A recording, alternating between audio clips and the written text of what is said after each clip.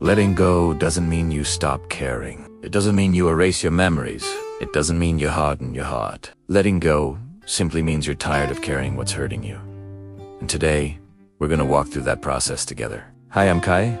Welcome to episode 6 of Healing and Emotional Recovery. Letting go is one of the hardest emotional skills to learn, because we're not just letting go of a person, a relationship, a dream, a season of life, a version of ourselves, or a story we thought would happen. We're letting go of the expectations attached to those things. Across America, in the quiet rain of Seattle, the busy sidewalks of New York City, the warm neighborhoods of Austin, and the early mornings of Chicago, people are quietly learning how to release what their hearts can't hold anymore. Today I'll walk you through the art of letting go without becoming bitter, cold, or closed.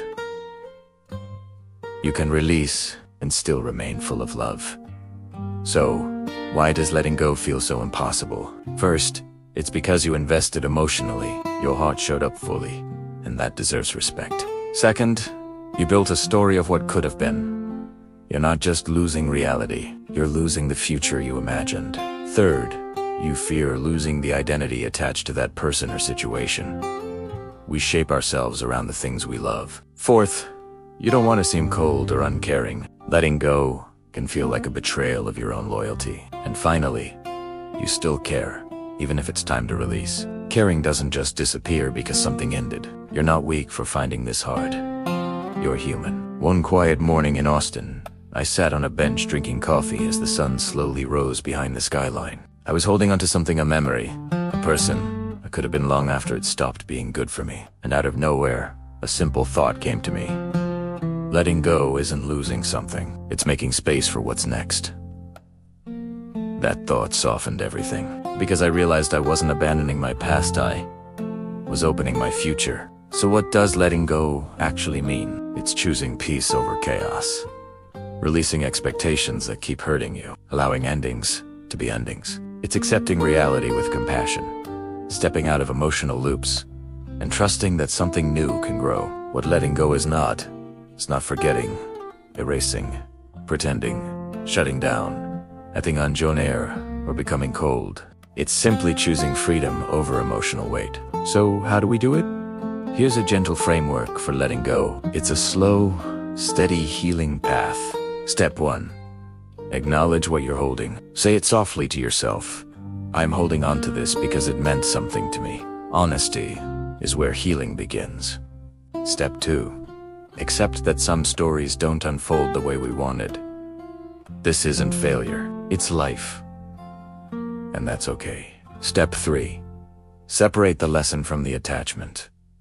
Ask yourself, what did this teach me? And what part of me grew from this? The lesson stays. The pain doesn't have to. Step 4. Release the expectations gently, not the memories. Not the care, just the pressure of what you hoped it would be. Say, I release what I wanted this to be. Step 5. Protect your heart with humane boundaries. Boundaries keep you soft, not guarded. Healthy distance creates peace. And finally, step 6. Open space for what aligns with your next chapter. Life fills the space you create. Letting go builds a door for what's meant for you. One evening in New York City, I walked past hundreds of people moving in every direction. Fast, busy, focused, and something struck me. Everyone was letting go of something, a job, a dream, a version of themselves so they could move forward. And suddenly I understood, letting go isn't rare. It's a part of growing up, a part of being alive. So, how do you know you're on the right track?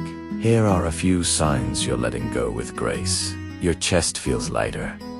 You stop replaying old stories. You stop trying to change what can't be changed. You feel calmer around reminders.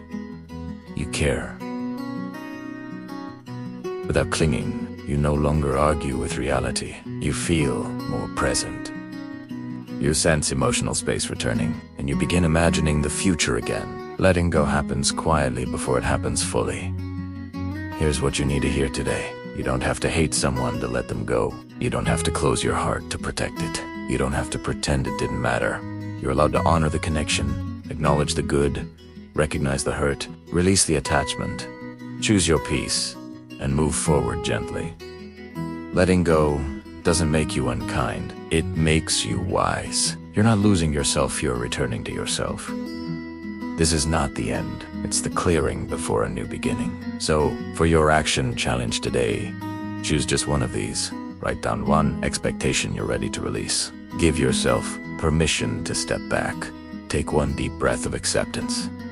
Speak one sentence of compassion to yourself. Or choose one boundary that protects your peace. Letting go begins with one soft decision. If this episode gave you clarity or softened something heavy inside you, please share it with someone who might need the same peace. And if you're ready to continue your healing journey with gentleness, honesty, and emotional strength, subscribe to our channel. This is episode 6 of Healing and Emotional Recovery. Hit subscribe, turn on notifications, and walk with me, Kai, as we release what hurts and make space for what heals. Because letting go isn't losing, it's choosing peace.